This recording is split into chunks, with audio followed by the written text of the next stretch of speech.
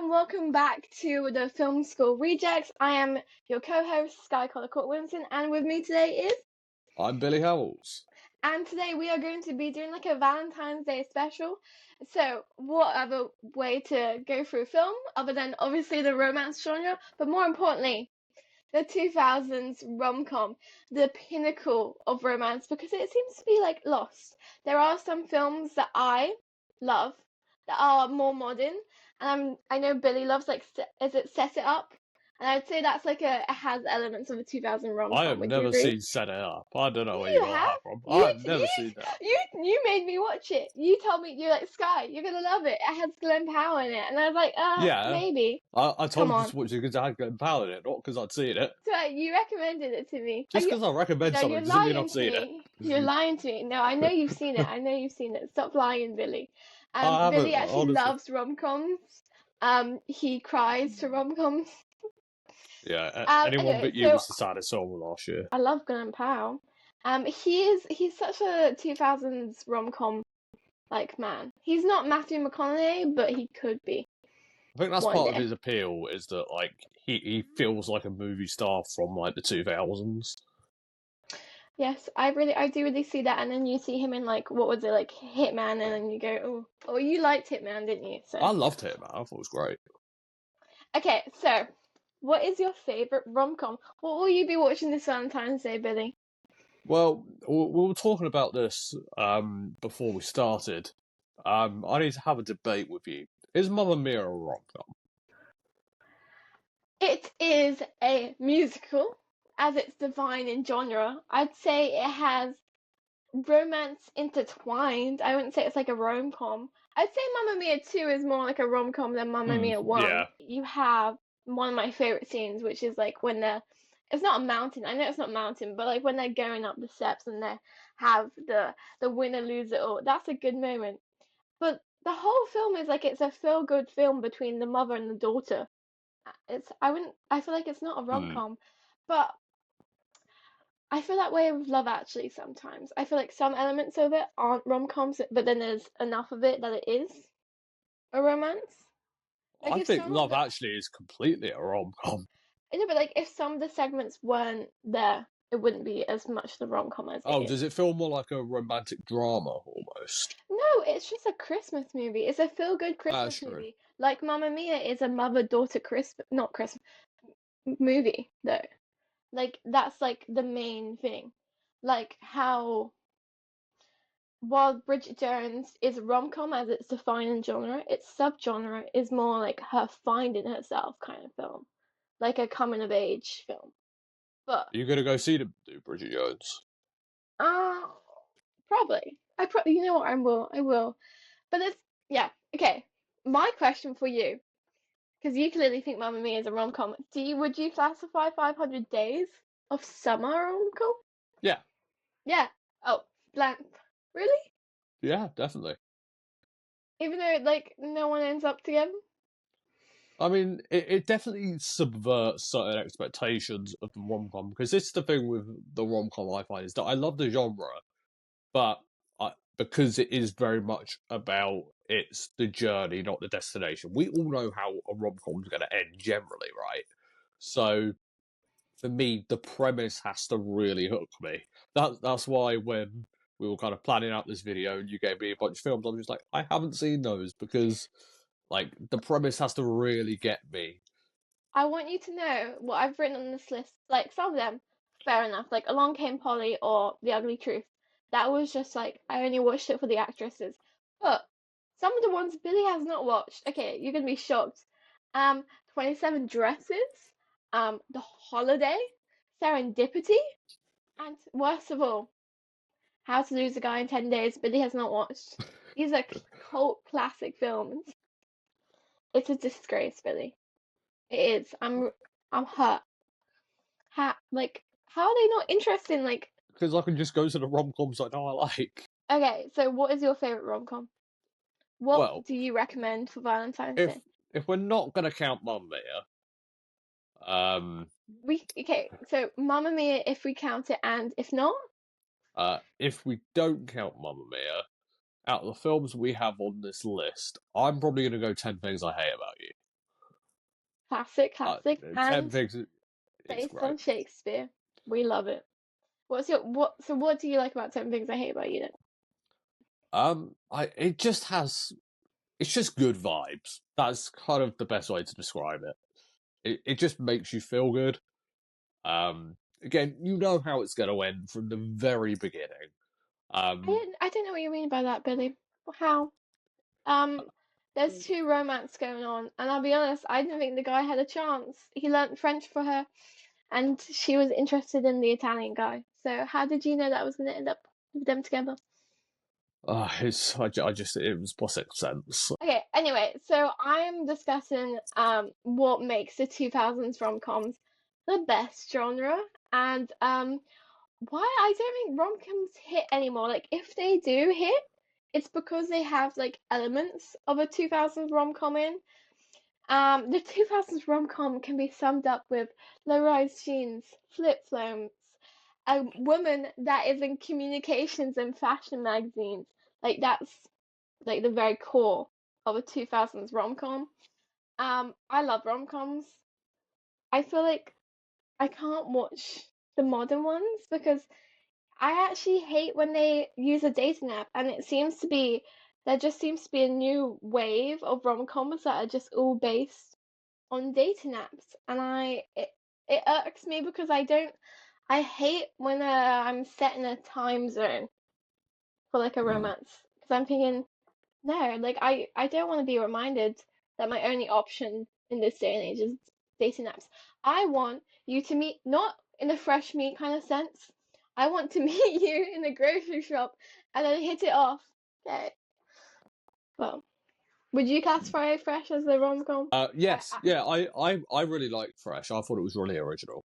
But I it's the first like half an hour of it's a rom com, and then it yeah, just that's what I'm saying. I want it back with the Notting Hill days where she just goes into a bookstore and Hugh Grant is there. Like, what happened? Now it's just like it's always these day snaps, and I don't want to watch a film about that. Like it's the only also one, dating apps also just are very cinematic.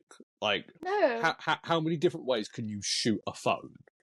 you can't. And every time like that took me out of Twisters for like one moment when he sent her a video on her phone, and I was like, ugh, no, I don't want to see it. Um, it takes me out a bit of films, but there's something more about the like how organic like I know you haven't seen it, but like how to lose a guy in 10 days or failure to launch, like these weren't like they were planned, but they were still organic and they had mystery around it.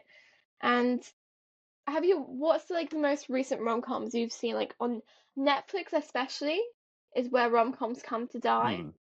I don't know what the Netflix producers are doing with rom-coms, but every time it's just disturbing and I I don't mean, want to see I it. the other day I watched a new released rom com on Netflix. It's called Kind of Pregnant. It stars Amy Schumer. Those are the Oh rom coms we goodness. get today. I mean, Yes, I'll no, admit I it wasn't as saw bad as I thought it was going to be. It wasn't good, but I was expecting one of the worst films ever made, and it wasn't. So you know what? I'll take it. Yeah, I know. I saw it on your story and I was a bit confused. But that's the most recent one you've seen? I mean, as in like, do you mean new release recent Yeah, or yeah, like new generally seen rom coms?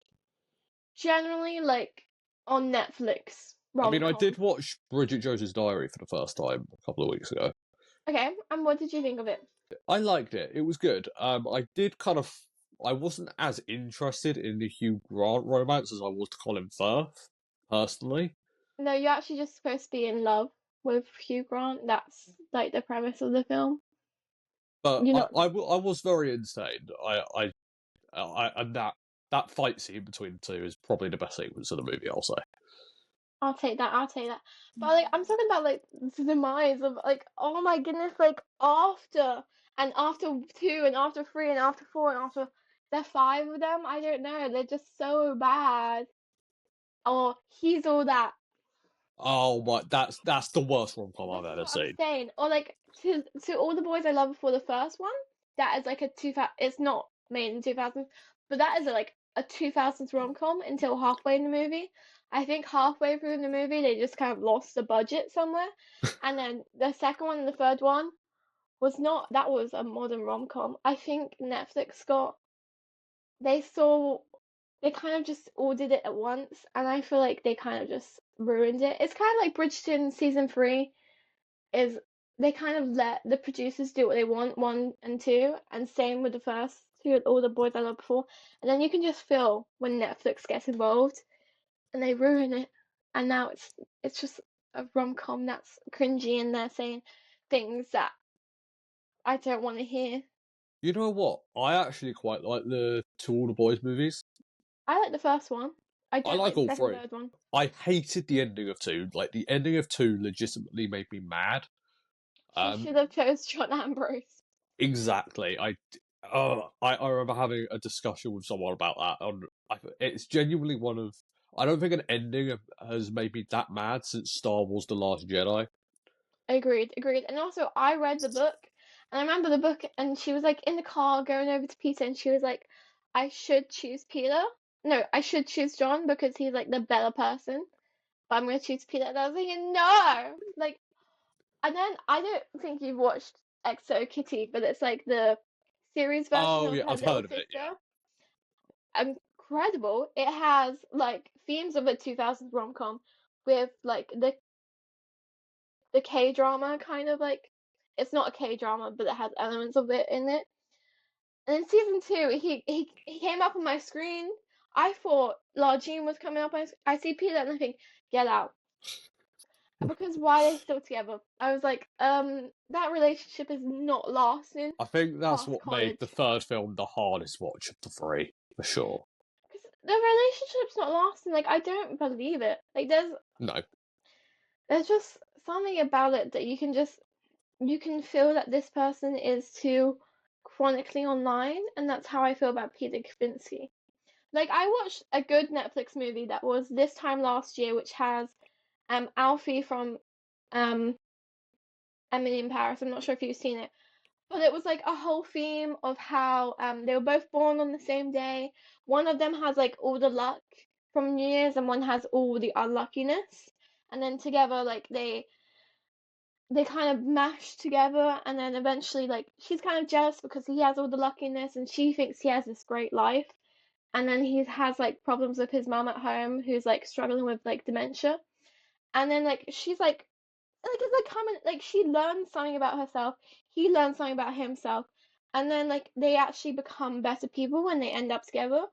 That is what a rom-com is. Like that's the purpose of a rom-com, is that Hmm. they agree they have faults and they're willing to overcome it for that person. Peter Kavinsky does not change. He's like, La Jean, I get it. You care about literature and romance. I'm not gonna do that for you. Like, but I get it. You had a first girlfriend, but you still have to do all the romantic stuff with your next girlfriend. Like, that's the point of a girlfriend. If you don't want that, just get a best friend. It's ruined it. I don't like it at all. Okay, do you know any like lines from a rom-com? I know some of the classic ones. Probably not Okay, like I wouldn't be able to recite them to you, but if you told me them, I'd maybe I'm be gonna do a quiz, right? On this is okay. not just 2000s based, okay? Okay. Okay, ready? All right. Okay. Hit me. I wish I knew how to quit you. Come on. Is that 10 things I hate about you? Mm-mm-mm-mm. But I had some of the actors in it. It's Oh, I would 500 classify. Days of Summer. No. I would classify it as a romance, but it's not a kind of romance you'd expect.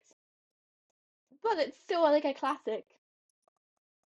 Ah, I said I wish 500 I Days knew of how to. Summer because I I wish I knew thought how to Joseph quit you. Gordon-Levitt's in both, so I was All but quote close, but different person, wrong guy. different. Heath Ledger. Yeah. I wish I Oh, knew how to quit you. trying to think. Brokeback Mountain. Yeah. Well I- done. I'm really I've proud of never you. seen Brokeback Mountain. Have you not? No, I thought I wrote that one down because I thought I've you'd never know how seen to it. do that one. Okay, the most famous one, and then I have to get in character. Okay, okay. Don't forget, I'm also just a girl Oh, Notting standing Hill. in You don't front even of a need to finish boy. it. Don't even need to finish it. Okay, what is your opinion on Notting Hill? Because I actually I need to rewatch it because I hate it. I like Notting Hill.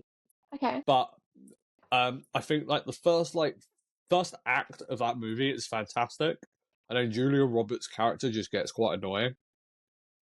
Um, and it's just kind of hard to be on her side for a lot of the rest of the movie. That's what I struggled with personally. But in general, like I do genuinely go back and watch some of the best scenes of Notting Hill because the best scenes in Notting Hill are some of the best stuff Richard Curtis has done. Yes. Yeah. See, this is like I feel I I love Notting Hill, but I can't. I need to rewatch it because I always remember the ending, and I remember. One second. I remember her using him. I couldn't get past it that she was using him, which I should be able to because I love How to Lose a Guy in 10 Days.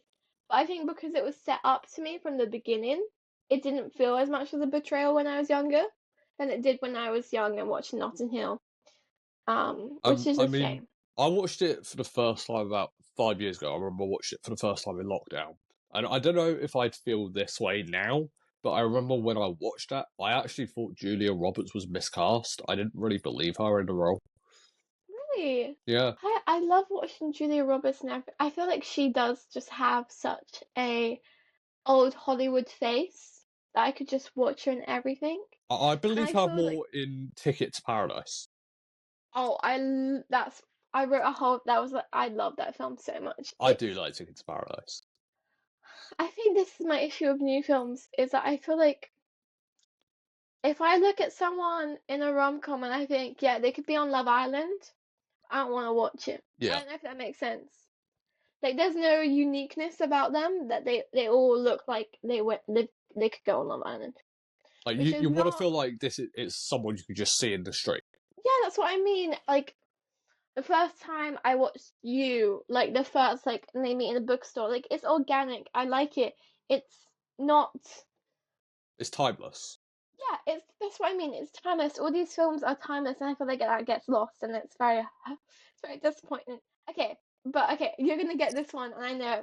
Okay, I hate the way you talk to me, and the way you cut your hair. I hate the way you drive my car. I hate it when you stare. I hate your big dumb combat boots, and the way you read my mind. I hate you so much. It makes me sick. That is Love Actually. Obviously, I'm No. fucking with you. Obviously, it's 10 things. I was like, no. You made me question that for a second. I knew it from the first few words, but You could have yeah, interrupted me then. it is a You made me classic. recite the poem for no reason. What is it? It's 10 things I hate about you. Okay, what else do you look for in a rom-com? Chemistry. That's Chemistry between that's the the actors. make or break of a rom com. Is there any like instances where chemistry, like the rest of the script is there, but you can just feel the chemistry isn't? Not off the top of my head, but I will say the main film that comes to mind when I think of they don't have chemistry is He's All That. But that is just a terrible film in general. What about okay? What's your least favorite out of the Love Actually? I Out didn't of watch it, all just the saying. romances or out of all the storylines? I was gonna go with romances, but you Hmm. can go with storylines. I'll allow that. Oh, I'd probably say the one I forget about most is the one with Keira Knightley. Really? Even though there's like the whole scene and it's such a rom-com thing where he's like Yeah, outside her door. Like yeah, that's what I liked about Easy A is they had I that love Easy part. A. That's they have elements. See, that's a good thing. They have like the live streaming of Yeah, her discussing the story, but then they're still doing like the cutbacks yeah, to and that's it kind of feels like the same like work girl doing communications and doing the magazine with like the live stream. So I feel like it has that element modernized, and I think other films don't have that. And yeah. I feel like they did that right. Okay, and then what's your favorite one? Either the Alan Rickman and Emma Thompson storyline. Oh, that's your favorite one? It Well, breaks it's my I heart only say that every year. I only say that because without that, the scene with Rowan Atkinson wouldn't exist, and that's my favorite scene in the movie. Yeah. It breaks my heart so much. But No. also the Hugh Grant Prime Minister storyline. I do like that one. Yeah, I like that one. I like that one. That one's like a feel good one. That's good. Yeah, The Emma, she makes me cry, and I see her. whenever I hear Joni Mitchell, and I just envision her. So, okay, how would you define a rom-com? Is it just because there's a difference between romance and rom-com? Yeah. Because The Notebook is a romance. There's no comedy in it. Well, yeah, I think because you can have like romantic films that are funny, but they're not necessarily rom-coms.